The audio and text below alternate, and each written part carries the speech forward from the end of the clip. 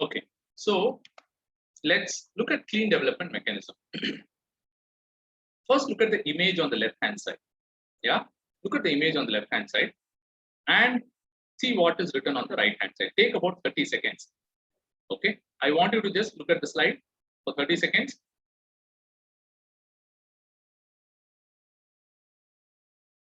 After which I'll ask you series of questions as we always do.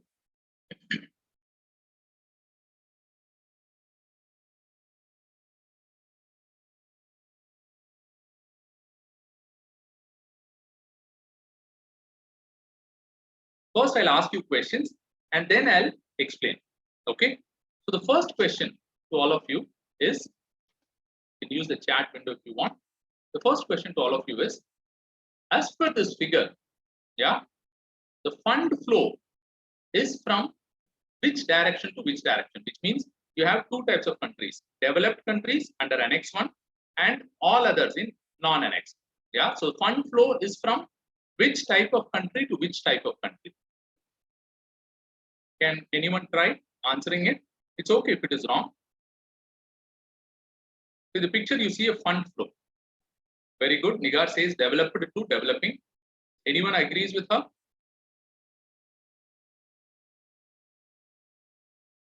Yeah, A to NA, which means annex to non-annex countries. Good. From annex to developing countries, developed to developing countries. Excellent. That's super. Now the second question is, where is the project located? I know you have not even explained the concept, but I'm still asking questions. But it's still okay. Let's try to get this out. Where is the project located? Means which country is the project located? Non-annex country. Okay, which means in the developing countries. Good. It is in the developing countries. Good. Now, the fund flow is from developed to developing country. The project is located in the developing country. What does the developed country get in return? The question is, what does the developed country get in return? Even partial answer is okay.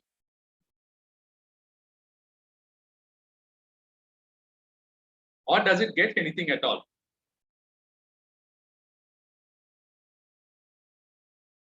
Credit points, okay. CER units, excellent. CFT is what? I'm not sure what is CFT. Certificate, yes. CER unit, excellent. Now, since some of you have said it, now let me explain this to the whole class. Last class, what did we see? So I want you to compare these two figures. It's very, very interesting. I'm just going back to the previous slide. Sorry, yeah. Do you remember this? I think we discussed at length. Emitter A, one country. Emitter B, this guy has produced excess carbon dioxide. What does he do? He, quote unquote, transfers the carbon dioxide to this country and pays some money. But we understood that it is not a physical transfer. It is only an assumed transfer. Okay, so this is simple carbon trading. Now, how is CDM different from carbon trading? CDM is slightly different, but the principle remains the same, somewhat similar. Again, companies in Annex 1 country, which is developed country, projects in developing country. So I'll give an example here. I think example will make it a little easier for us to appreciate it. Just give me a sec. Yeah. So this is, let's say, US. This is, let's say, Bangladesh. The same example that I gave yesterday. Yeah. US is spending money. And in fact, there is something left out. It's not just money, it also gives technology sometimes. Technology to Bangladesh to set up what? To set up, let's say, a solar project in Bangladesh. Now, please remember, this is the first difference. In carbon trading, what happened? There was no project. That is why CDM and joint implementation are called as project mechanism. Yeah, so you have to constantly remember this, because if you don't remember, carbon trading and CDM can be very confusing for a first timer. That's why I'm taking time to explain the difference. There was no project. It was simple accounting. Okay, I give you money. Now my emission has got reduced by 200 tons. Here it is not that. You're physically spending money and also spending technology to build a solar project in a developing country, Bangladesh. Now, suppose let's say you set up a 100 megawatt solar power project in Bangladesh. Does solar power project help in reduction of GHG? The simple answer is yes. We all know that. So annually, whatever reduction has come in the country of Bangladesh, because of 100 megawatt solar. So how will they calculate? The way they will calculate is 100 megawatt of solar. How much CO2 did it save had it been 100 megawatt of coal? That's easy to do. Yeah, technically that can be done. So they will say that this many tons of CO2 has been reduced. This much they will very comfortably say. Now, for 1 ton of CO2 reduced, they get what is called as a certified emission reduction, CER. 1 ton of CO2, they get CER. Now, the question is, physically, in which country has the CO2 emission reduced? Physically, in which country has it reduced? It has reduced in Bangladesh. But who has sponsored that project? United States. And who gets the credit? Credit goes to United States. So the fund and the technology flow in this direction, and the carbon credits flow in that direction. So, is this scheme of clean development mechanism slightly better than the carbon emissions trading? If we were to ask you in a simple yes or no, what will your answer be? Clean development mechanism, is it in any way better than? Okay, so people have already started responding. Yes, definitely. Okay, so 4-5 people have already. Okay, almost all of you are saying it is yes. Can you tell me one reason why you think it is better? One reason. I'll wait because I know you may have to type. One reason why you think this is better than the earlier one of what is it? Carbon emissions trading.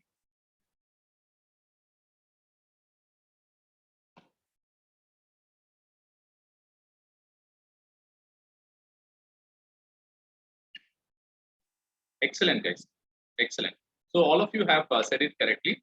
Building long-term sustainable infra rather than just having project. It's actual project and not just accounting. Scalable and sustainable. Now, so this is definitely better. Now, this is a positive thing. Definitely, it's a positive thing. Now, I'll ask you another question. Does this bring down the net CO2 emission at a global level? Does this CDM bring down the net CO2 emission at the global level? In terms of simple yes or no, what would your answer be? Yes. You think it is yes. Perfect. Perfect. What was the case with the carbon emissions trading? Did carbon emissions trading bring the net CO2 emissions? If you remember, no. So this is what you need to remember. Carbon emissions trading made no impact when it comes to net CO2 emissions. Clean development mechanism has made a division. Okay. Now let's look at the criticism. Can anyone find any criticism in this? Anything at all that you feel is wrong with this? Fault finding, I think that should come naturally first. Jokes apart, but anything that you can think about that major polluting, for the major polluting. Excellent point. For the polluter country, the net emissions remain the same. Globally, it has come down. Abhishek says the globally it has come down, but for the polluting countries, the net emission remains the same. Okay. More or less, that's the right answer. So the way people have articulated is, what does Kyoto Protocol say? Kyoto Protocol divides the country as 1 second.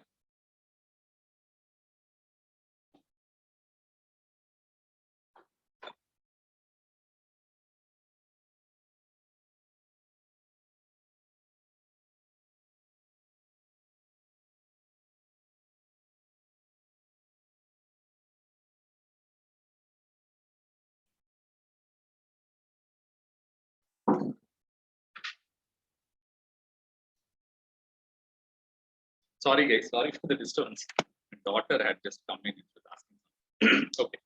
So, yeah, where was I? So to rephrase Abhishek's point, major polluting countries' net emission remains the same. The other way to say that is Bangladesh, as per Kyoto Protocol, what country is it? Is it Annex 1 or non-Annex country? A or NA? It is NA, correct? Now, do non-Annex countries have any obligation to reduce their emissions? There is no obligation. So, anyway, that country which did not have any obligation, you are still using that country to reduce your emissions.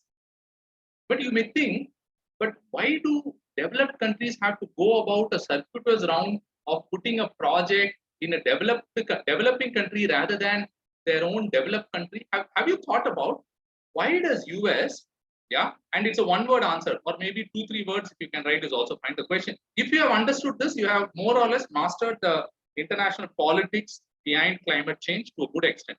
Why does US invest in Bangladesh in a solar project rather than investing in its own country and actually reducing the emission? Why does US do that? Excellent. Cost. The answer is it's cheap. Cost. It is always economical for a developed country to invest in a developing country at a much economical rate. Here is where the exchange rate becomes very important. We will not go into so much of detail. Here the exchange rate becomes very important. For example, in US, land acquisition very expensive, labor very expensive, laws and regulations very expensive. Expensive in the sense, if you violate them, it's very expensive. In Bangladesh or any of the third world countries, it is much more manageable. So for the simple reason that it is very economical, they just invest it in a developing country. Okay. So this is about the clean development mechanism. And what you need to remember is the CO2 emission that is saved in clean development mechanism is called as CER, Certified Emissions Reduction. Is this clear, guys? If this is clear, we move on to the last part of Kyoto Protocol, which is joint implementation. So, clean development mechanism and joint implementation are also called as project-based mechanism. Yeah, I have mentioned it here, one of the previous slides. Yeah, they are called as this one, project-based mechanisms. Coming back to our joint implementation. Okay, so what is joint implementation? One second.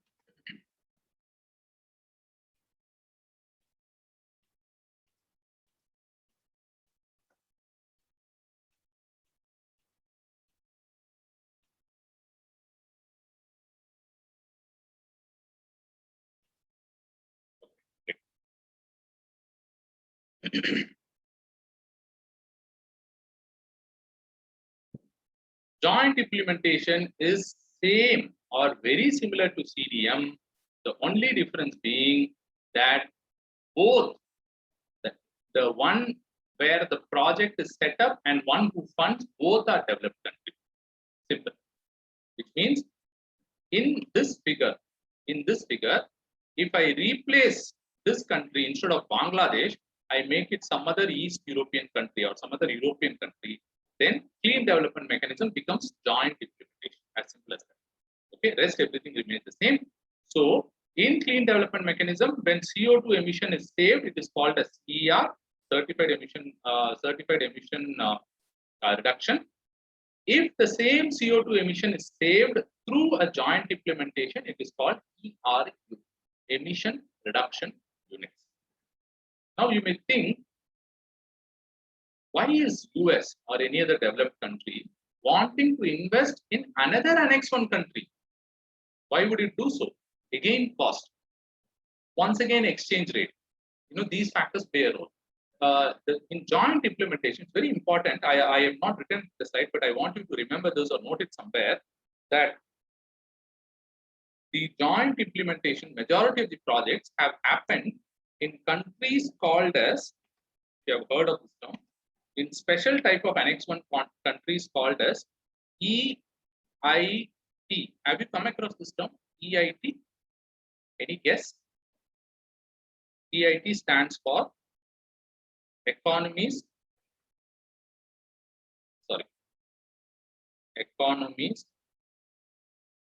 in transition. which is primarily referring to CIS countries. You understand CIS, Commonwealth of Independent States, the former Russian states, all the stans, Kazakhstan, Uzbekistan. In fact, they are considered under Annex 1 now, by the way, in Kyoto Protocol. They may not be really developed, but they're considered as CIS countries, and many of the East European countries. So now you can understand that these countries are not as developed, but they are still classified under Annex 1 and Kyoto Protocol. So when US or any other developed country does a project with this country as the base, then it is called as a joint implementation. Now, as compared to CDM, do you think joint implementation is better in terms of yes or no? As compared to CDM, is joint implementation better? Yeah. So the answer is yes. I myself giving the answer. So the answer is yes. Now, why? Why is it better? Why is it better? It is better because now the country where you have put up the project, they are also mandated to reduce emission as per Kyoto Protocol. Exactly, it takes place in Annex 1 countries. Very good. So now, unlike what Abhishek was telling, the net pollution among the developed countries remains the same. Here it does not remain the same. Here it has actually reduced. So you are implementing a project in Annex 1 country which is mandated by the Kyoto Protocol to reduce its emission. Is this broadly clear, guys? If there is any question, you can let me know. Otherwise, I'll move on to the next topic, which is perhaps the most important topic as on date, which is Paris Agreement.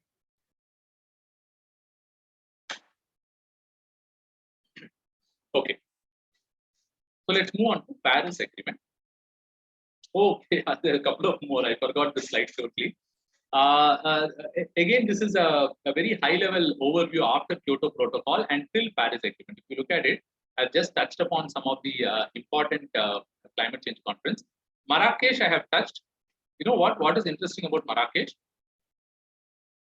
What is interesting about Marrakesh is, for about 10 years, 1992 was Rio Summit, right? So from 1992 onwards, people are talking about climate change. We need to do this, we need to do that, all sorts of things they were talking. Now suddenly,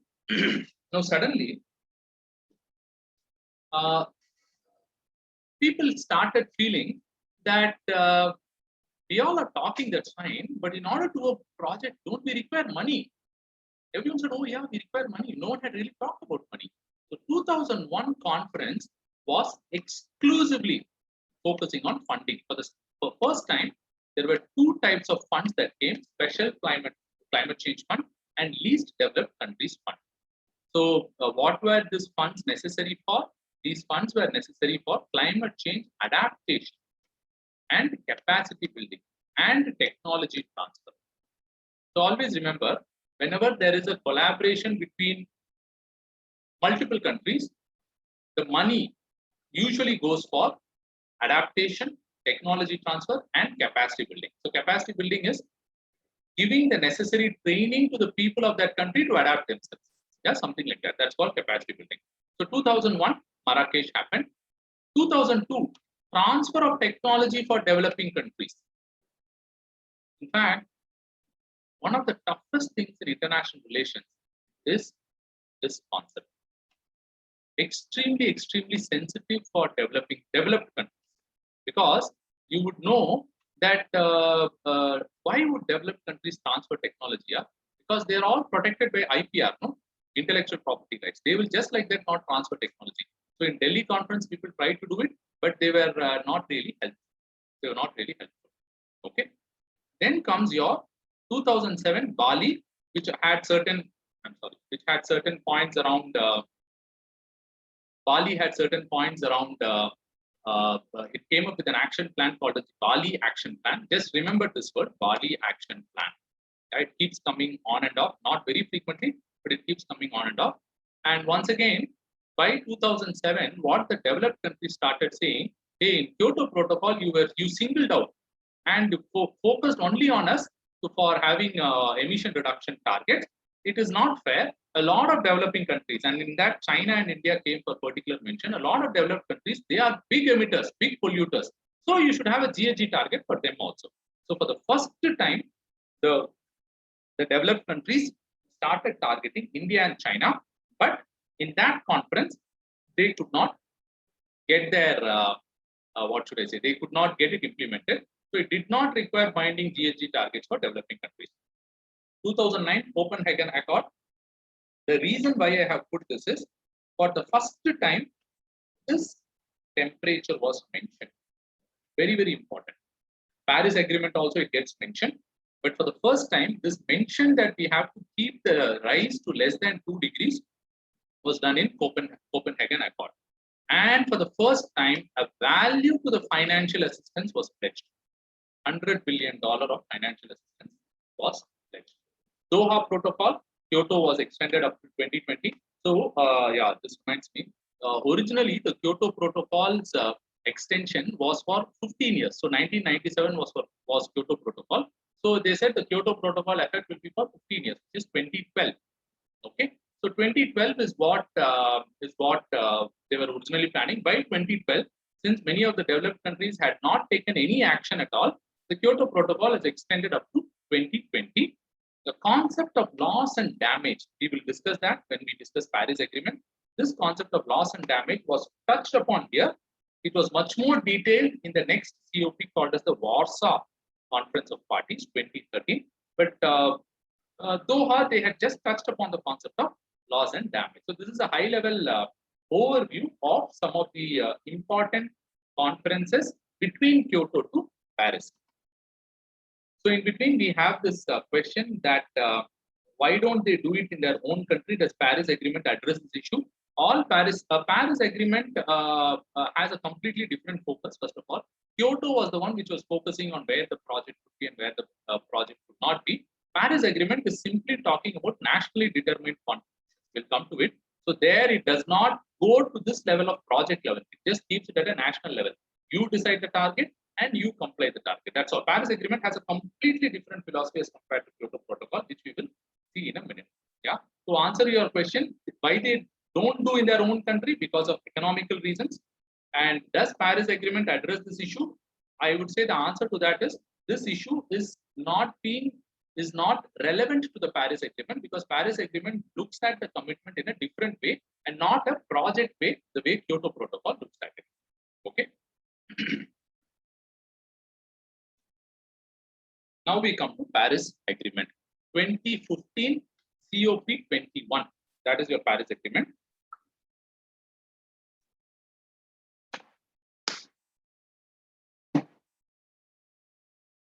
So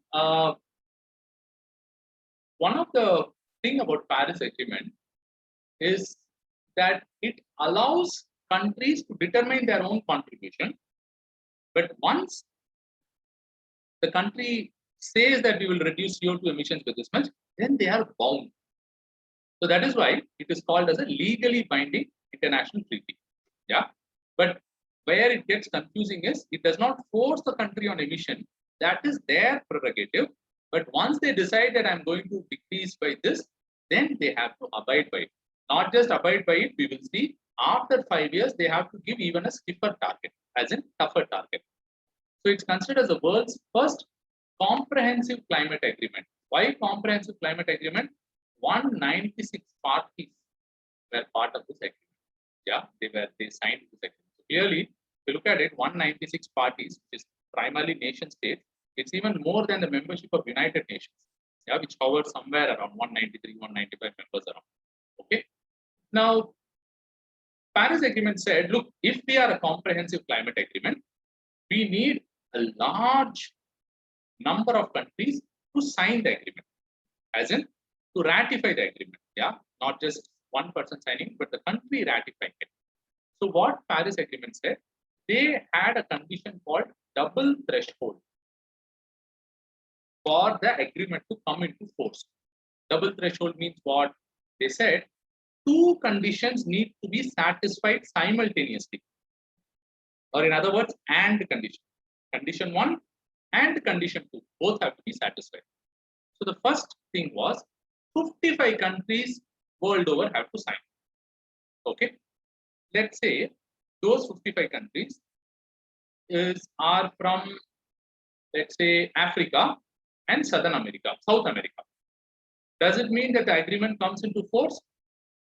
Then they will look at the second condition. Do all these countries who have signed, do they account for 55% of the total GHG emissions? So if all the African countries and the South American countries put together is less than 55, then the agreement has not reached. So are you able to understand? So they want the number of countries. They also want the quantum of emission. So that's why it's called as a double threshold, and both have to be met. On the contrary, imagine if China, US, European Union, India. If you look at the top 4 emitters, suppose they have signed the Paris Agreement, or ratified the Paris Agreement, does the agreement come into force? No. Why? Because this condition is satisfied when China, US, European Union, and India sign it, but this condition is still not satisfied. Okay. So this is one point I thought I'll let you know, the concept of double threshold for Paris Agreement. What is the aim of Paris Agreement? Important here. And till you write your prelims or mains, keep remember these two temperature ranges, 2 degrees and 1.5 degrees. What is the first aim of Paris Agreement? The first aim of Paris Agreement is, one second.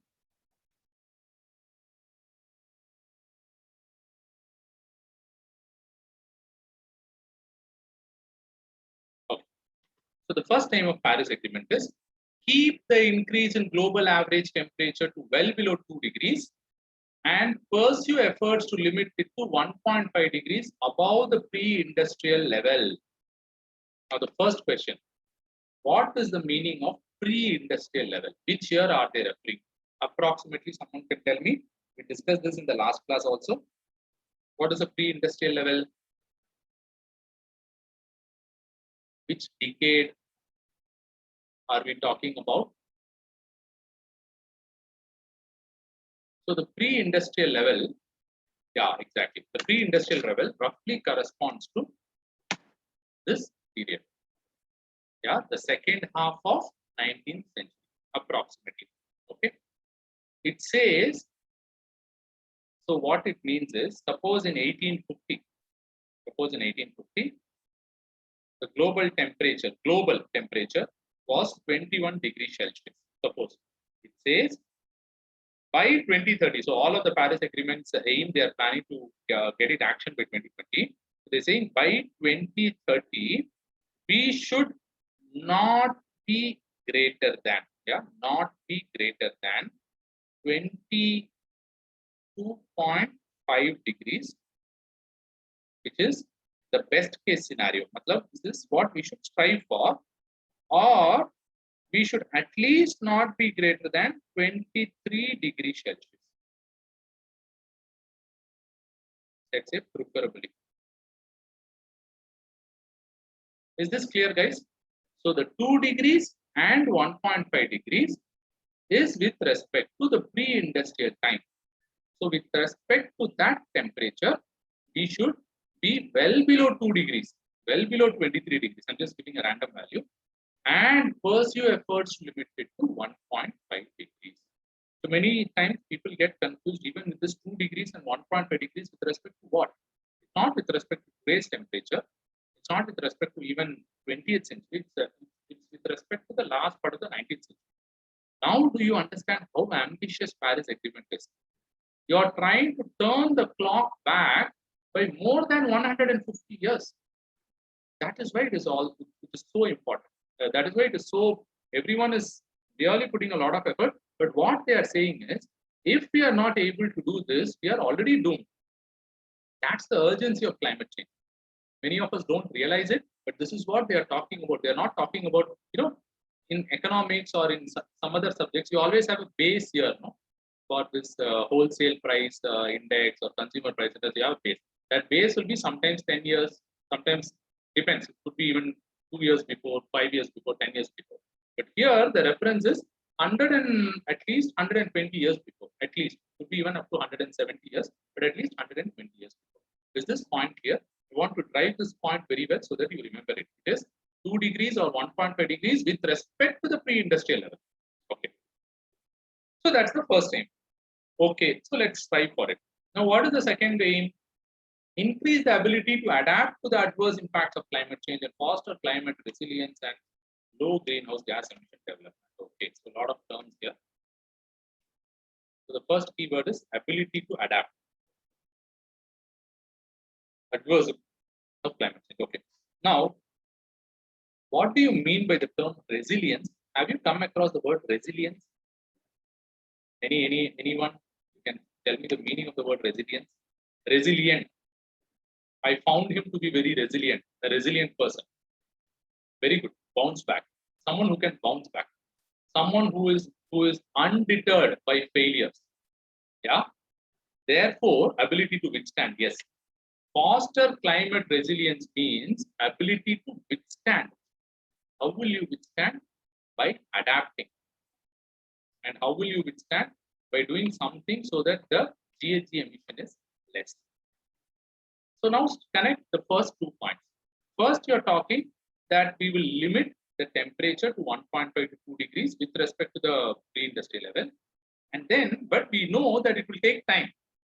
It will take 10, 15, 20. We don't know how much time it's going to take. Depends on how seriously the countries are pursuing their climate change policies. In the meanwhile, because we are already in the midst of a climate change, in the meanwhile, increase the ability of the people to adapt to adverse climate change and foster climate resilience. Yeah, is this clear? Till the time we reach, help people to adapt to a climate which is already changing. Now, in order to do that, what do you require? The most important thing is paisa, money. Therefore, the third point, making finance flows consistent with pathways towards low greenhouse emission and climate resilience. So, are you able to see the point? Point B is somewhat connected to point A. Yeah.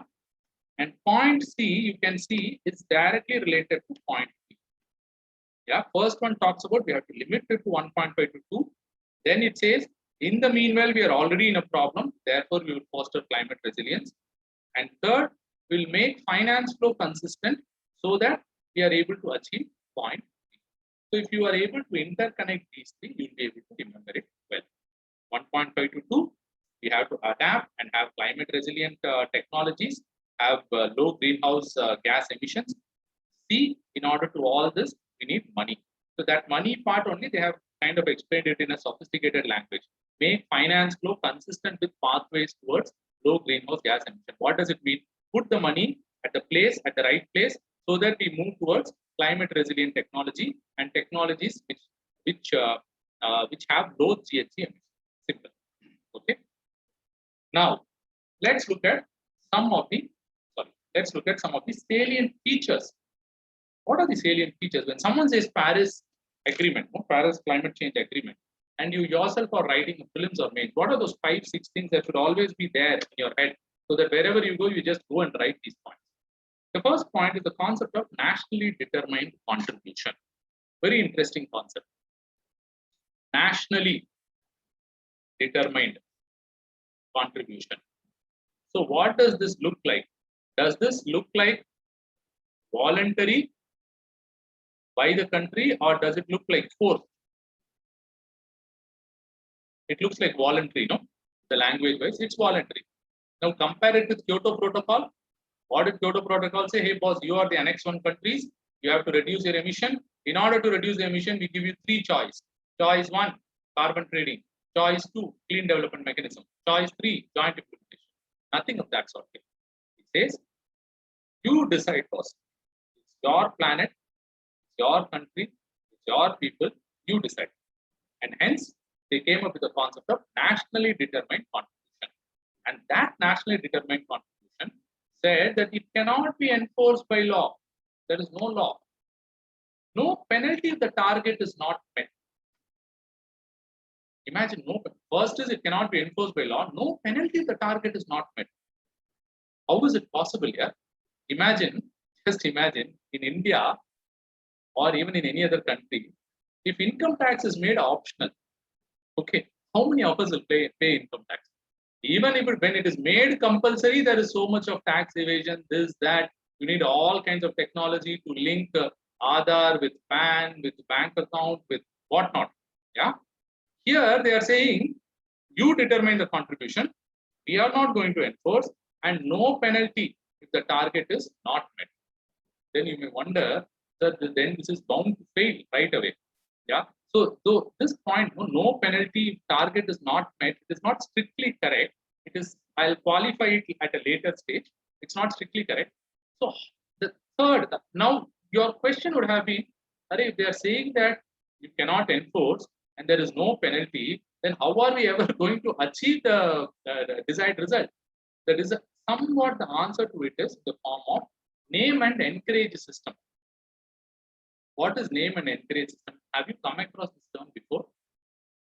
Have you come across the opposite of the system? There is an opposite system of name and encourage. If you think about it, you'll be able to get it.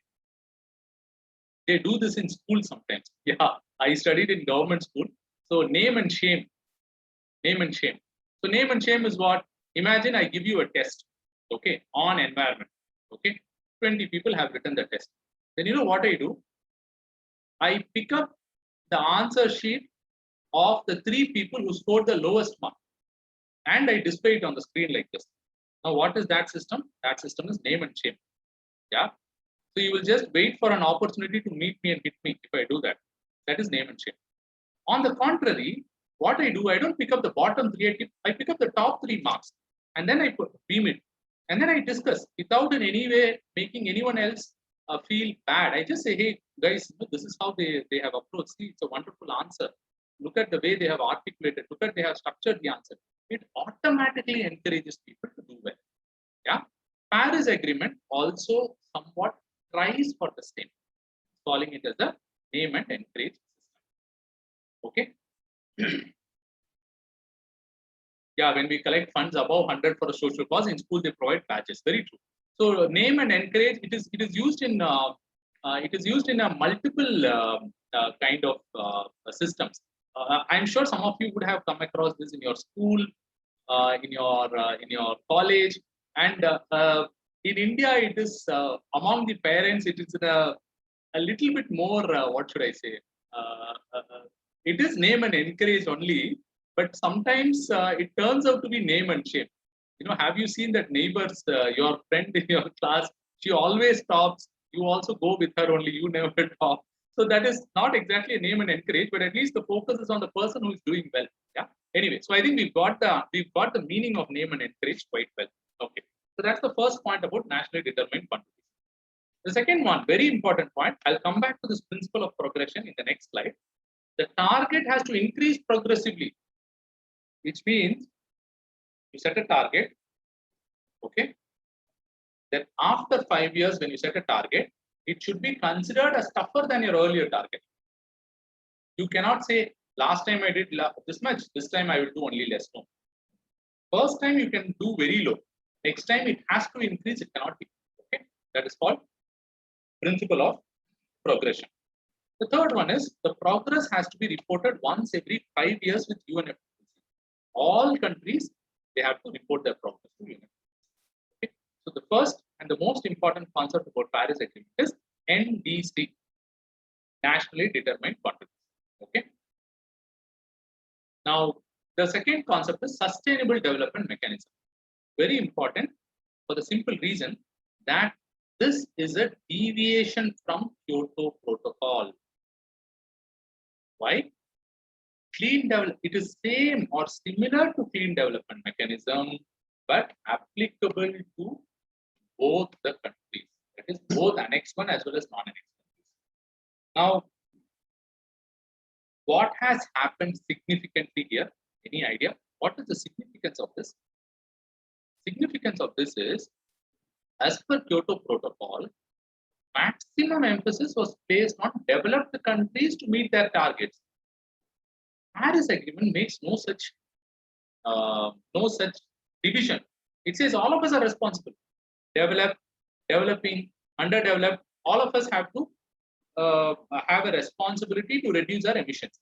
Therefore, the CDM concept, where a developed country sets a project in a developing country. As per SDM or Sustainable Development Mechanism, India can set up a project in a third world African country, or India should, if it has to meet some of its emission targets. Okay, so that's on Sustainable Development Mechanism. The third concept, you remember in one of these slides I had mentioned that I'll come back to this. I said loss and damage here. So Paris Agreement took loss and damage in a little bit more serious fashion.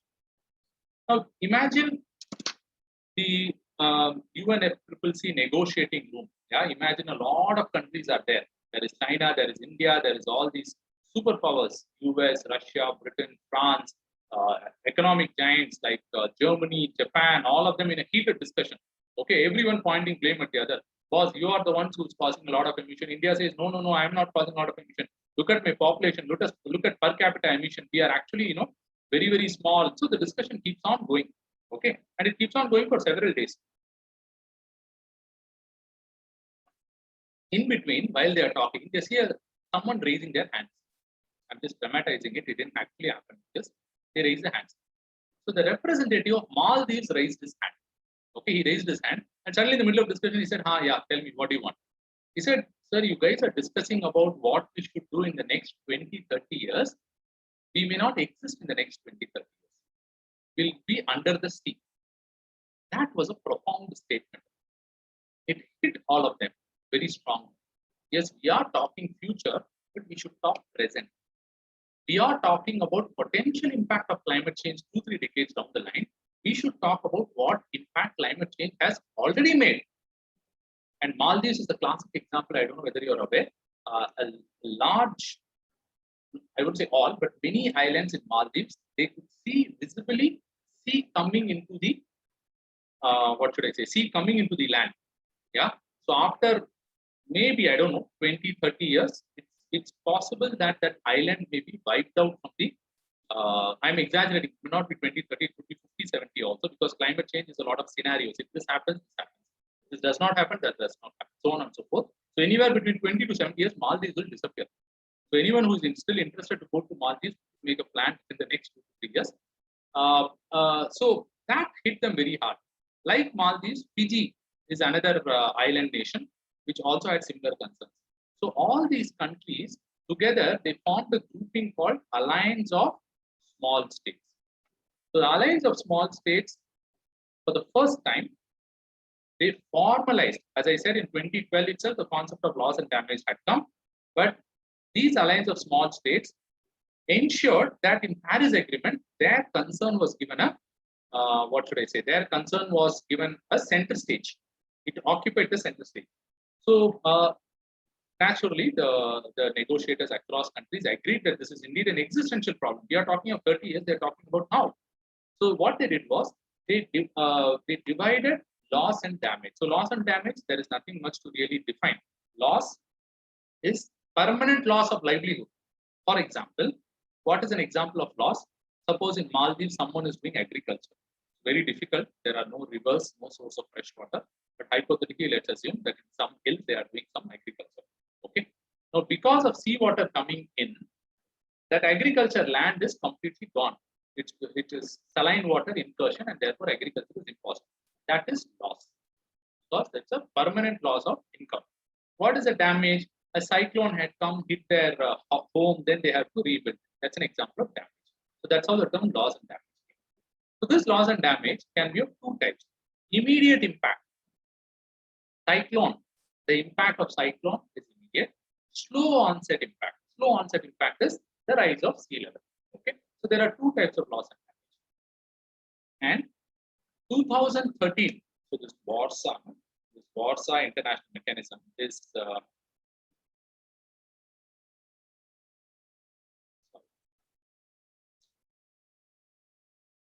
this is 2013. There was a COP19 in Warsaw. So that time itself, they had made a mechanism to address questions on how to classify, address, and share responsibility for loss and damage. It is stated that unofficially, countries have somewhat agreed that what should we do to the population of Maldives if tomorrow the entire country is inundated underwater. The Maldives has a very small population, around 4 lakhs or 4 million, I'm not sure, but it's 4, I think it's 4 lakhs only. Yeah. So 4 lakh population, who should absorb? So there is some understanding among the countries itself as to what should happen if Maldives goes under sea. So the mechanism, formal mechanism for classifying the loss, addressing and sharing the responsibility is called as Warsaw International Mechanism for Loss and Damage, which found a major mention in the Paris Agreement. Okay, I hope that's clear for you guys. Let's move on. Mechanism for countries to support each other. Yeah. So one of the things that the Paris Agreement did was, how can the developed and the developing countries together help each other? So in this, primarily, the help has to be from developed to the developing countries, and there were 3 types of help: A, finance; B, technology; and C, capacity building. Finance, not very difficult to understand. If you remember in Copenhagen, in one of the slides I mentioned, they had pledged for $100 billion. Just for your information, they had to provide $100 billion from 2010 till 2025. They have provided 0 to 3. Not even 1 year they have been able to fulfill. Okay. The second is technology. So in addition to finance, sometimes technology transfer is also sought for, so that the countries can indigenously develop some of these technologies. Third is capacity building. What is capacity building? An example of capacity building is training people on, let's say, operation of a solar power plant. That is capacity building. Okay. A basic training, providing the basic infrastructure, setting up the standard operating procedures. These are all part of capacity building. Okay. Enhanced transparency framework and global stock taking. So this is an important aspect of Paris Agreement, and in this I'll just draw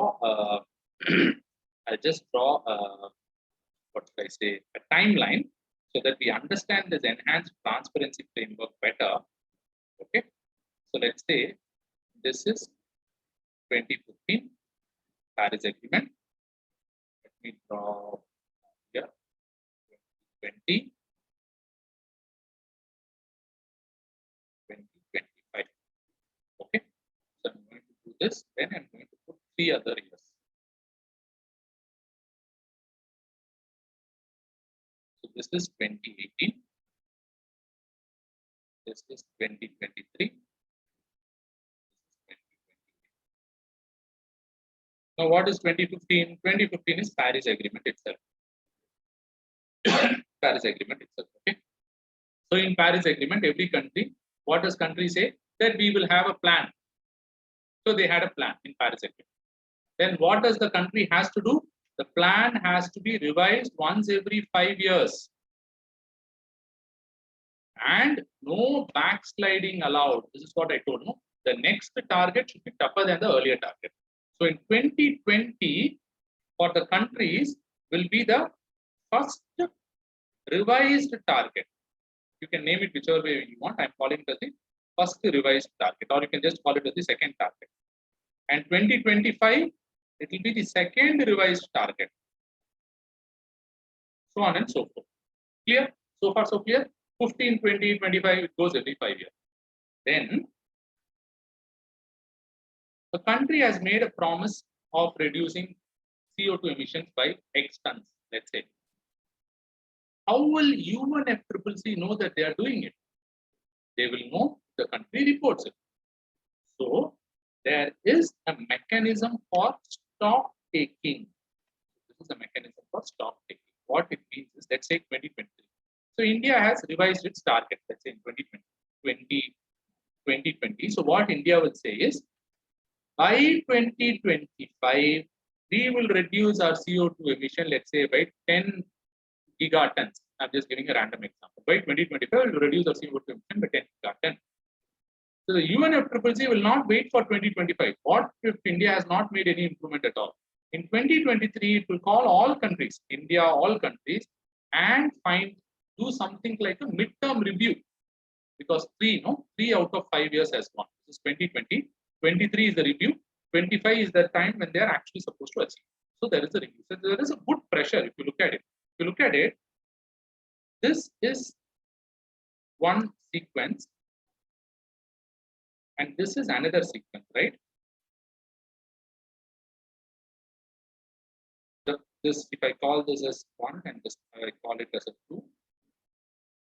The chronology of 1 is assuring or promising emission reduction target. The chronology shown by 2 is what? It is a monitoring mechanism. Yeah, I hope that is clear. So that is what they are calling it as enhanced transparency framework and global stock taking. This is somewhat the core of Paris Agreement, because anyway your nationally determined contribution is your choice.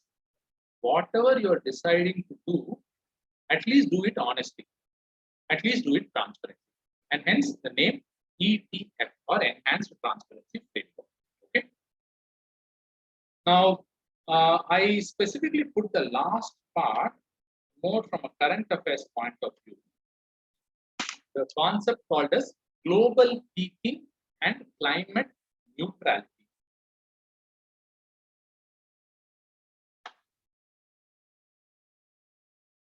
Now, what is global peaking and climate neutrality?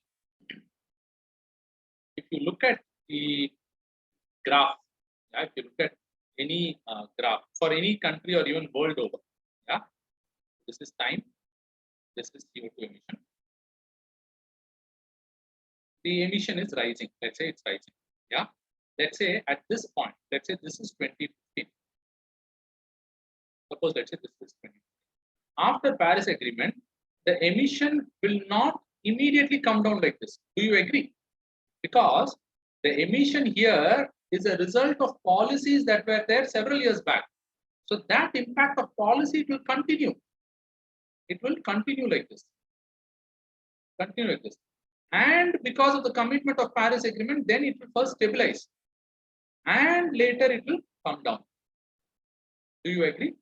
So world over, this is going to be the typical curve of any country. So it will not just go up and then suddenly come down. No, it will go up, it will continue to go up for some more time, then it will stabilize, and then it will come down. Okay. So that's global peaking.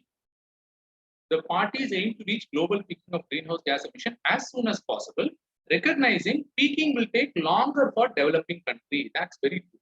Peaking, because in India, for example, 70% of our power generation comes from coal-based power plants. Okay. As long as you are going to have coal-based power plants, and that's the case in many of the Middle East countries, Saudi Arabia, for example, a large amount of power generation is from what they call as HFO. Yeah, it's a special kind of oil used for boilers. So a large amount of emission will continue to happen. Can India dismantle those 70% of coal-based plants? No, we cannot. But what is it that India can do? What we can do is, new capacity additions can be solar and wind, but you can't completely decommission the power plants. No? Do you broadly agree? The other big energy guzzler for India is transportation sector. Okay, we have come from Bharat 4, skipped Bharat 5, directly came to Bharat 6. There is some reduction of emission. Now there is some amount of interest in electric vehicles. But electric vehicles will take time to raise, no? Till that time, the old vehicles, they will be in the road and they will continue to emit CO2. That's the reason why this curve is happening. So this is a very important phenomenon that you need to understand, so that whenever someone talks about global peaking and climate neutrality, you understand it. Okay. Yeah. So the other important point is this concept called climate neutrality. A lot of debate is going on. I want you to, whenever in the newspaper you read this concept, climate neutrality, or the other term for it is net zero emissions. A lot of discussion is going on. In the next few slides, we will even have this visit of John Kerry. What did he try to achieve? Why is India not so much ready to commit anything on the net zero emissions? All of that we will discuss when we come to the current affairs part. We are still looking at the concept part here. A very interesting graph. I want you to spend some time on this. Try to understand what is written on the right side of the graph. It's kind of self-explanatory. Maybe I'll take a few seconds to explain a little bit from my side.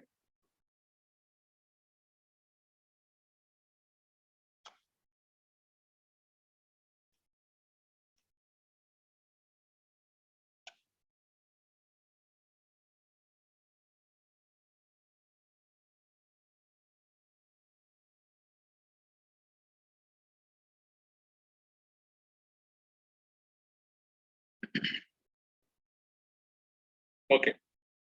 So if you have read it, it's not really very difficult. So somewhere here was Paris Agreement. 2015 was Paris Agreement. And countries committed a lot of things. Okay. So we look from the worst case to the best case. Worst case scenario. None of the countries follow climate policies. Means India does not have add renewable capacity. There are no mention of electric vehicles. They are continuing to emit coal. The same with US, European Union, Japan, China, everyone. In that case, what happens? As on 2100, that is end of this century, we may have anywhere between 4.1 to 4.8 degrees Celsius rise in temperature. Now that is going to be catastrophic, because it is likely that we would have reached a point of no return, as it is called. So that is no climate policies. Okay, no climate policies. Suppose some countries have committed a couple of things. No? For example, this and this is somewhat close by current pledges and target. For example, India has pledged that 40% of its power generation will be from the renewable sector. That is a pledge. That is also current policy. India has also pledged that its emission intensity of GDP. So both this thing that I'm saying is as part of India's commitment to Paris Agreement. Emission intensity, it will reduce by 33 to 35%. All that is coming when we discuss specifically about India and Paris climate change. So if, like India, all the other countries are doing, for example, China has committed that it will go net zero by 2060.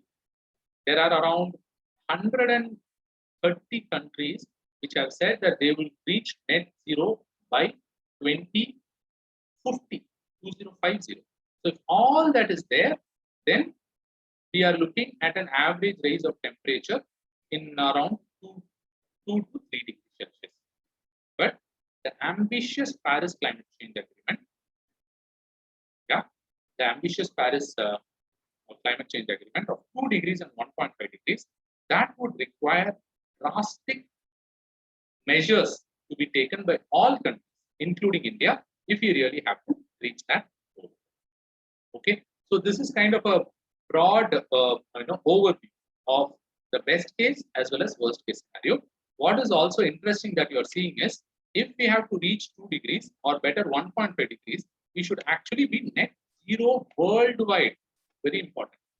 If we are net zero worldwide, only then we will be able to reach 1.5 degrees as compared to pre-industrial, not 1.5 degrees compared to recent years, as compared to 1850 and 1900. Now you can imagine, in order to go back by 120 years, we have to completely reduce the emission.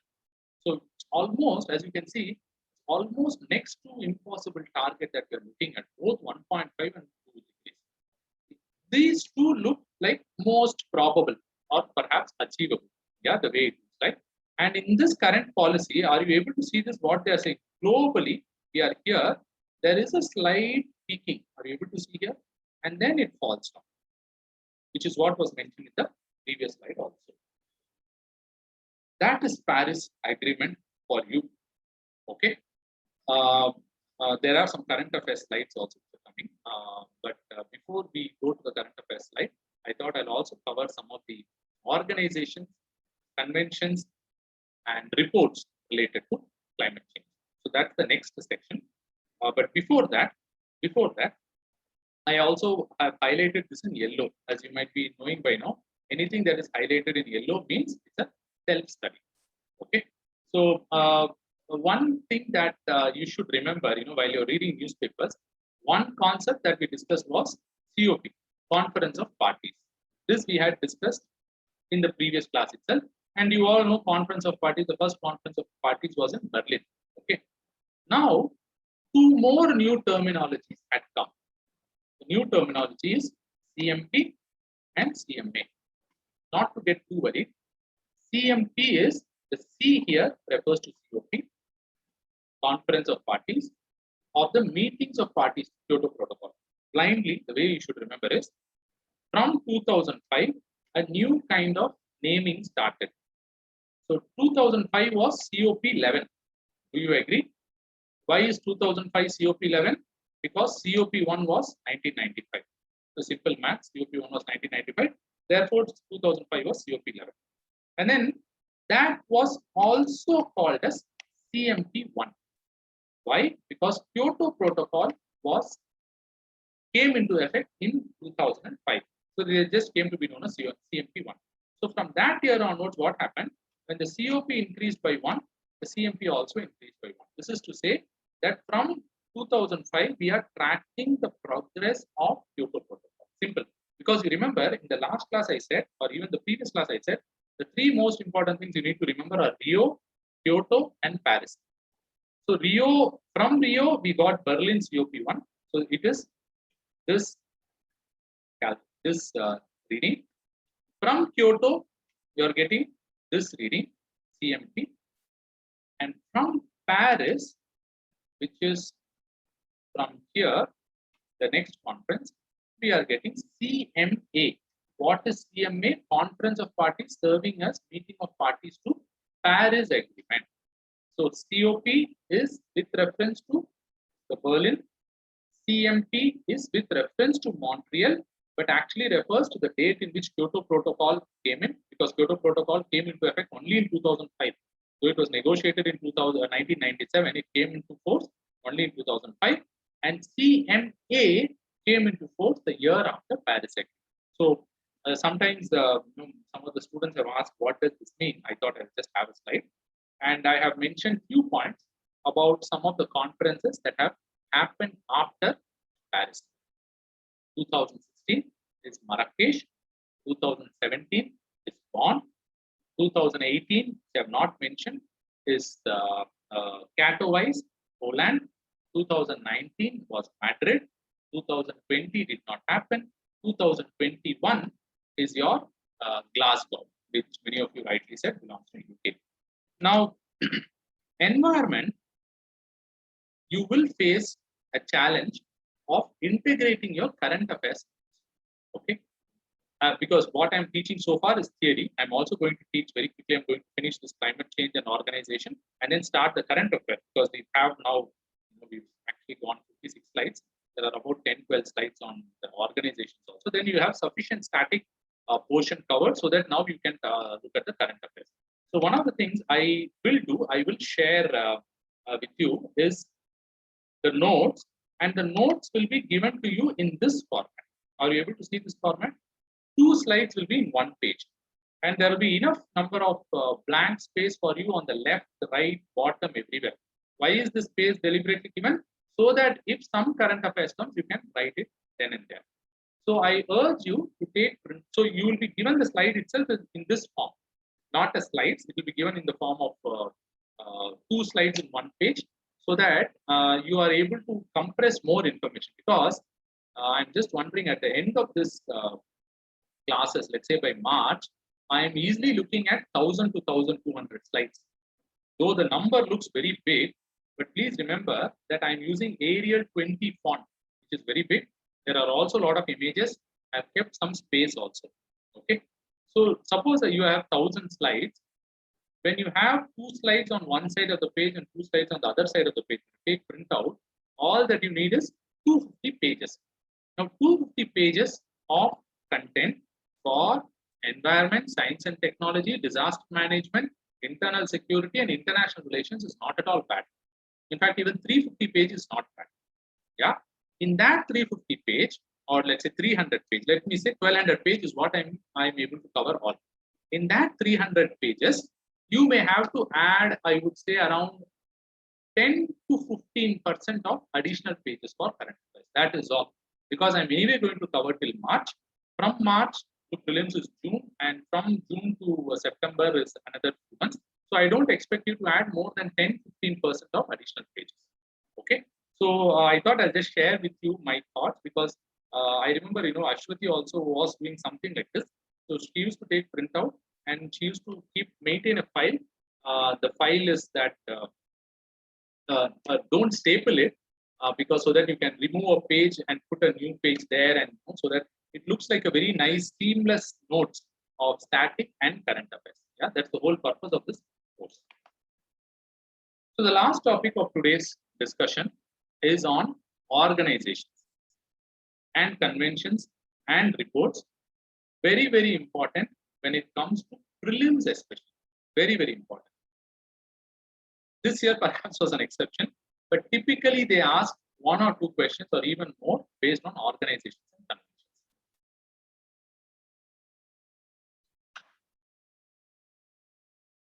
conventions. And it's somewhat easier also. It may appear a little dry because it is a lot of facts. So I'll try to add key points for you to remember so that you don't have to remember everything, because this slide itself is a distillation of several sources. I looked at multiple sources and divided into 7-8 points because it is UNFCCC, it's important. So it goes into 3-4 slides. But other organizations I have reduced it drastically. Okay. UNFCCC, I think we have heard of this organization adequately enough. It kind of opened for signature in Rio de Janeiro, the Earth Summit that we discussed in last class, and it came into force on 21st March 1994 after sufficient countries had ratified it. So that sufficient countries, if you remember, it is 50 countries. So this sufficient country refers to 50 countries have ratified it. So from 1992 to 94 it took. That's the reason why you didn't have any conference in 1993. You didn't have any conference in 1994. Okay, because only in 94 it got ratified, and directly in 1995 you had Berlin. Okay, objective. I don't know how many of you remember it. In the last class, I had specifically mentioned that it is good to remember this in quotes. When we discussed Kyoto Protocol, I said the objective of Kyoto Protocol was to fulfill UNFCCC's aim, which is stabilize greenhouse gas concentration at a level that would prevent dangerous anthropogenic interference in the climate system. So this is originally part of UNFCCC, and Kyoto Protocol tried to give effect to it. Okay. So if you remember the Rio Earth Summit, so in Rio, was there any binding limits? No binding limits, because UNFCCC did not talk about any binding limits.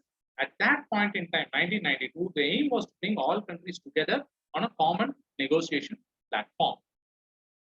UNFCCC is truly a global convention. Why?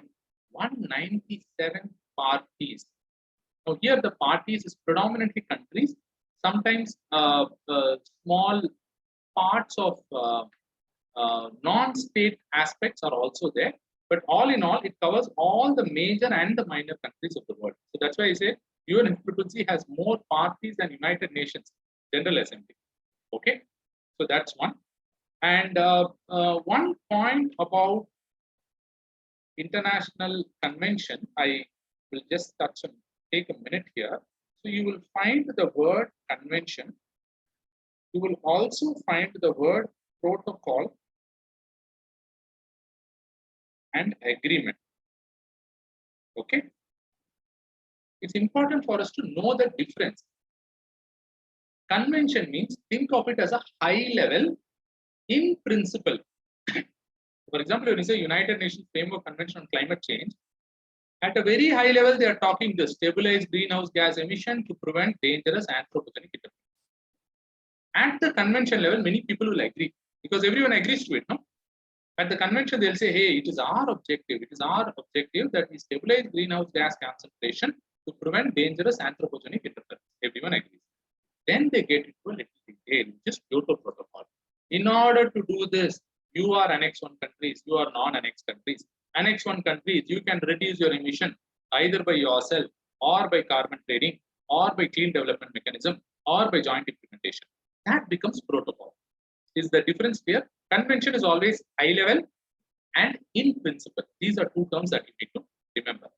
Now the convention is given effect through protocols and agreement, which are usually legally binding. Conventions usually are not legally binding, but there are some conventions that are legally binding also. But usually conventions are not legally binding. But protocol and agreements invariably become binding on the parties that have signed. Is this clear? Now comes the funding mechanisms. How does UNFCCC operate in its aim of reducing greenhouse gas emissions? Yeah. Now, the most important funding mechanism of UNFCCC is called as Global Environmental Facility. And there are, so this is the most important one, Global Environmental Facility, followed by lesser ones. Let's say this is Green Climate Fund, Special Climate Change Fund. Do you remember in one of the previous slides I have mentioned this? Least Developed Countries Fund and Adaptation Funds, the Kyoto Protocol. Okay. So the most important funding mechanism is what is called as Global Environmental Facility, followed by other funds. Okay, including Adaptation Fund, which was part of Kyoto Protocol. Now, what is Green? The Special Climate Change Fund and Least Developed Climate Change Fund, if you remember, they were part of this 2001 Marrakesh Conference of Parties, as it is mentioned in the previous slide. Adaptation Fund is part of Kyoto Protocol. Okay. Now, what is green? What are the key aspects of Green Climate Fund? It's a very small one-liner on Green Climate Fund, which is to assist developing countries. So the main focus of Green Climate Fund is developing countries in adaptation and mitigation practice. Adaptation is climate change has already happened. Mitigation is you're trying to reduce the impact of climate change. So adaptation and mitigation go together. And it is based in Incheon. Incheon, has anyone of you heard Incheon? We've not used the chat for quite some time. Any idea which country Incheon is? Very good, excellent, Sagar. South Korea. So Incheon, if you look at, I don't know, maybe a mobile phone, you could turn back and see. Sometimes it comes from Taiwan also. But Incheon is a fourth city of South Korea, very close to Seoul. Okay, so there it is. There it is. The Green Climate Fund is based out of Incheon. Now let's look at the other aspects of UNFCCC. We'll look at Global Environmental Facility, which is by far the most important funding mechanism of the UNFCCC. Okay, so the way one is where it was established. I'll just mention the important points for you to remember. It has a program called as the Small Grants Program. Small Grants Program, wherein it provides support directly to the civil society, not to the government necessarily. So it understands that climate change is everyone's responsibility, not just government, but even private citizen. Therefore, through its small grant, as the name suggests, a small grant as in few lakhs of dollars. That's also not very small, but small as compared to country level funding. Few lakhs or few millions of dollars they give for civil society and community initiatives. Okay, so that's a Global Environmental Facility. And it also serves as a financial mechanism for the following conventions. So, broadly, if you look at it, all these organizations are primarily from a prelims aspect. It helps to know certain facts. Now, what did I say here? I said that UNFCCC has a lot of funds. I said Global Environmental Facility is most important one. Then you have Green Climate Fund. Then you have Least Developed Countries Fund. Then you had Adaptation Fund, etc., etc. Of this is the most important fund. Now, why is the Global Environmental Facility so important? Because it is not just a financial mechanism for UNFCCC. It is also a financial mechanism of so many others. Financial mechanism for Convention on Biodiversity. The financial mechanism for UNFCCC, which is anyway there. The financial mechanism for UNCCD, Stockholm Convention, and Minamata Convention. So you can think of Global Environmental Facility as the nerve center for financing projects which are not just part of UNFCCC, but also part of Convention on Biodiversity, Desertification, Persistent Organic Pollutants, and Minamata Convention. And therefore, this becomes important. Okay, if you know the connection, it is easy for you to write an answer. Okay, then It works on 6 main areas. So they are saying that your global environmental facility works on six areas. What are those 6 areas? Biodiversity. Not very difficult to imagine because Convention on Biodiversity. Climate change, we can connect to UNFCCC. Chemicals and waste. So that is part of persistent organic pollutant. International waters, it does not technically come in any of this, but it does work on international waters. Land degradation, Convention to Combat Desertification. Sustainable forest and RED. This once again is, you could club it under this. Yeah. The reason why I have drawn this arrow mark is, if you remember point number 4, you can get point number 3, or vice versa. If you remember point number 3, you can get point number 4. So global environmental facility happens to be the nerve center of financial management for many schemes related to environment under multiple programs. UNFCCC, Convention on Biodiversity, United Nations Convention to Combat Desertification, Stockholm Convention on Persistent Organic Pollutants, Minamata Convention on Mercury Poisoning, which is usually for water. Okay, so in addition to it, I forgot. It also supports Montreal Protocol in countries which are economies in transition. Good. So now what we have just studied or discussed a few minutes back, you're able to use it. Okay, economies of transition, CIS and East European countries. Good. So clearly this seems to be a very important financing mechanism. That completes our first organization, which is your UNFCCC. This is our first organization. Yeah, we all understand that it's an important one. We have looked at it in detail, especially the funding mechanisms. We will discuss Intergovernmental Panel on Climate Change before we close this session. By now, you must have, if you have been reading newspapers, you must have come across this term IPCC for sure, for various reasons. Okay, so a little bit of history about IPCC. So IPCC was formed in 1988 by merging 2 organizations, World Meteorological Organization and UNEP. Means UNEP still exists separately. Some part of UNEP, some part of World Meteorological Organization together, they were put together and they were called as Intergovernmental Panel on Climate Change.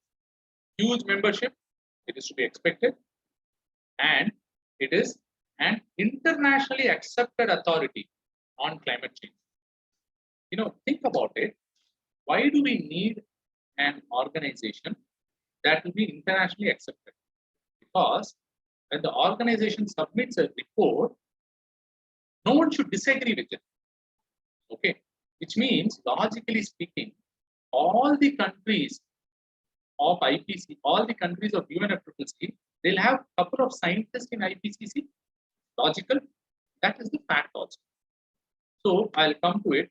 This most recent IPCC report, called the 6th assessment report, it involved more than 300 scientists from all these 195 countries. So that what happens is, when each country gives its scientists, it is difficult for any country to get back and say, boss, I don't know this, I don't agree with, because your representative has signed the report. Okay, so that's the reason why IPCC is considered as an internationally accepted authority on climate change, and it has all the leading climate scientists all over the world. Yeah, and the consensus of the participating government. So that's why IPCC is a very important organization to enable climate change administration at the global level, because it has representatives from all the countries. So much so, for its work, 2007 Nobel Peace Prize was shared between IPCC and a gentleman by the name Al Gore. Al Gore was a former US Vice President. Okay, so that's on IPCC. After studying what maybe 70 slides of static portion, we are now touching the first current affairs of environment. From now onwards, the frequency of current affairs will start to increase, because now my job is relatively easier, because all the static has been told. I'll tell the current affairs and I'll link to static wherever it is applicable. Some current affairs may be standalone by themselves, where I have to explain everything. For example, this report, we've just touched about IPCC, but there are a lot of new things about this report also, which we will discuss. Ever since its establishment in 1988, IPCC has come up with what is called as assessment report. The first report was way back in 1990. So before that, if you just want to see, yeah, this is the list. The first report of IPCC was way back in 1990. Then this is the fifth report. So fifth report, and the sixth assessment report is coming after a long time. Okay, so these are assessment report, and these are special reports. Okay, so special report means what IPCC does is it takes one topic and goes very deep. And in that special report, I have highlighted 3 reports which are the most recent. Global warming of 1.5 degrees. This was very, very important. I remember 2-3 years back, there were questions in prelims and mains related to this report. Climate change and land, ocean and cryosphere. Cryosphere means all that part of the earth which is covered with ice. Okay, that is called cryosphere. So this is a broad overview, and as I have mentioned, I expect you to do self-study. When I say self-study, I want you to do what I do. Read a lot, but summarize it in 4 or 5 bullet points. It will only help. If you try to do direct copy-paste, it will not help. You need to synthesize, process, understand, and beautifully summarize. I am trying to do it here. I want you to also do it. It will really help you when you want to do the revision. Okay. So what did this report talk about? The first and the foremost thing is there are 3 parts, 3 working groups, of which only one has submitted the report. The other 2 are still awaited. Okay, so that's the first point. When everyone says IPCC 6th assessment report, there are 3 parts to the assessment report, of which only one part has been published. And the name of that report is Physical Science Basis. Let's just say, yeah, that's the name that they have said. What is the crux of the report? This is the crux of the report. This is the crux of the report. What does it say? It is only possible to avoid warming of 1.5 to 2 degrees if massive and immediate cuts in greenhouse gas emissions are made. Very clear warning from the report. It's only possible to avoid warming of 1.5 degrees if massive and immediate cuts to greenhouse gas emissions are made. And this data, not at all required for prelims, but the reason why I deliberately put this is to look at how many people have worked on it. It's so amazing. You'll remember, you may not remember this fact. By looking at this paragraph, you will automatically, something will go into your head and say, oh, whatever IPCC says, it must be true. One, they are climate scientists. 2, they are all over the world. And 3, their report has the ratification of the government. So look at this. 234 scientists, 66 countries. They reviewed 14,000 scientific papers and produced a 4,000-page report, which was approved by 195 governments. I mean, this is the height of bureaucracy. I mean, in a positive sense also you can take it, because they have done all that is necessary for no one to later dispute the report. They have done all the things. Across countries, scientists, reputed scientists, there is an extensive cross-referencing and approved by all 195 governments. So what are the key findings of the report? So the report, it's a very elaborate report. I kind of struggle to divide it into just 9 points, but I'll tell what is the summary. The report looks at scenarios. Remember that slide on climate change where we saw worst case scenario 4.1 to 4.9, best case scenario 1.5 to 2 degrees. IPCC report does something very similar. So it divides into what it calls as socio-economic pathways. So socio-economic pathway 1 is called as the sustainability pathway, which means it talks about reduced emissions, improved climate resilience, everything. It says if we do this, we will be able to keep it to less than 1.5 degrees Celsius. That's what it says. The other extreme, the socio-economic pathway, is called fossil fuel-based development. This is similar to the graph that I showed you, where it went all the way up to 4.1 to 4.9 degrees Celsius. And for each of the pathway, it estimates the range. It estimates the range of warming. Okay. And what it says is the temperature based on which pathway we choose, whether it is socio-economic pathway 1 or fossil fuel-based or socio-economic pathway 5, will be anywhere between 1.5 to 5 degrees Celsius. And this 1.5 degrees we will easily reach by 2040. That's what it says. Yeah. So it says a lot of other things. What I would, the other important point it tells us, it advocates for the whole world to be net zero by 2050. This is where, or because of this report, there is a lot of emphasis about India also becoming net zero by 2050. I'll come to the John Kerry's visit, the US climate change negotiator, and what India's counter views are. But this is the starting point where the world has started to talk about net zero. The other interesting point is it emphasizes reducing methane emissions because it feels that CO2 emission reduction is going to take a long time. Let's at least first reduce methane emission, which is management of waste and things like that. Okay, so it makes a special emphasis on methane emission. And the scariest thing it says, one of the scariest thing it says in the report is the sea level is likely by 2100, it can be anywhere between half a meter to 1 meter, but 2 to 5 meters is also not ruled out. 2 to 5 meters, guys. Imagine in some part of the world, if the sea level rises by 5 meters, which is like 16, 17 feet. Yeah. So I have a lot of my friends who always want to have a sea facing villa. Yeah. All their dreams will come true because they don't have to go to the sea. Being in Chennai, the sea will come to them. Yeah. If we survive till the age of whatever it is, 2100 is still a very long time ahead. Okay. So with this, I will kind of stop the class here. This is our third and final free class. So anyone who is interested to further continue, you can register yourself for the class.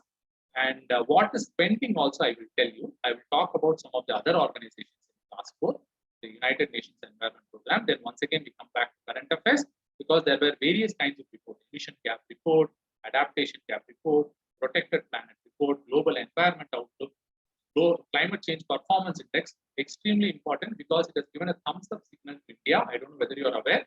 India for the first time has come in the top 10 on par with some of the other Scandinavian countries. So that's a big shot in the arm for India because we've got very positive reviews as far as climate change performance index is concerned.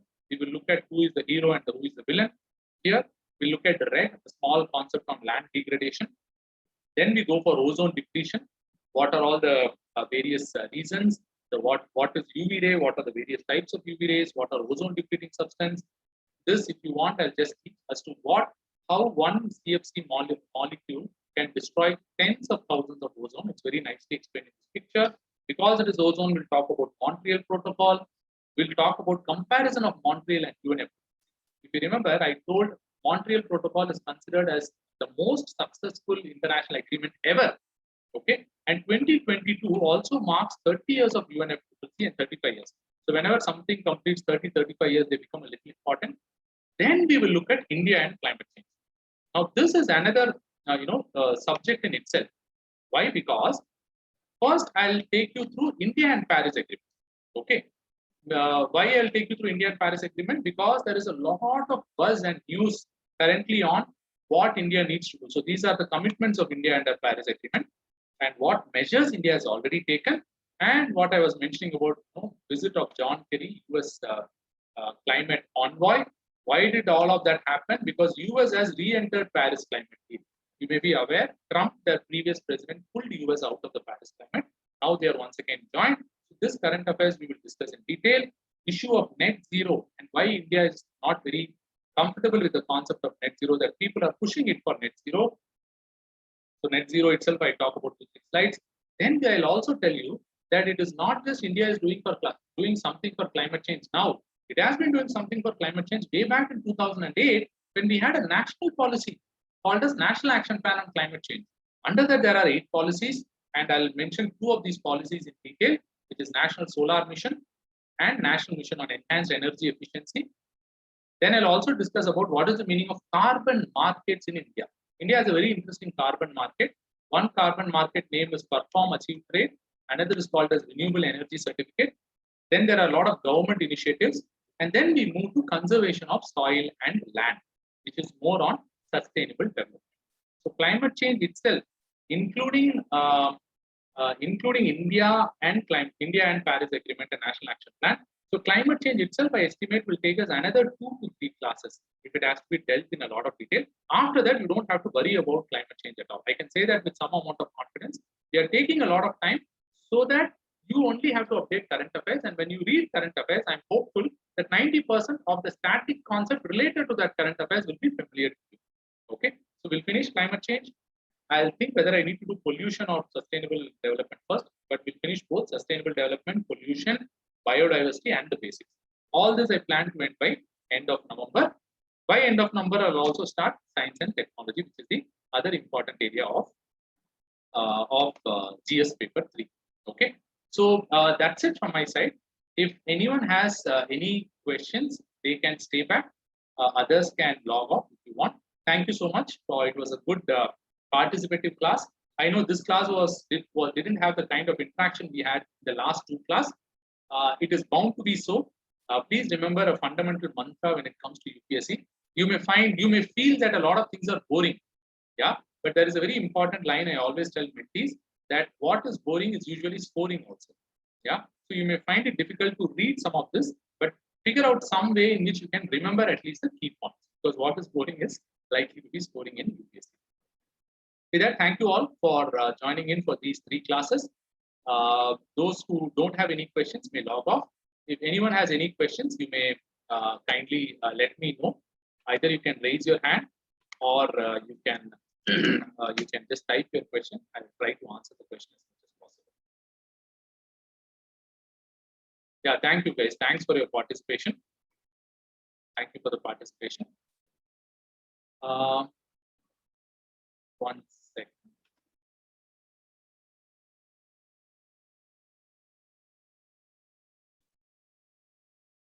Yeah, does anyone has any question? You can raise your hands in Zoom. I'll maybe you can speak with me directly. So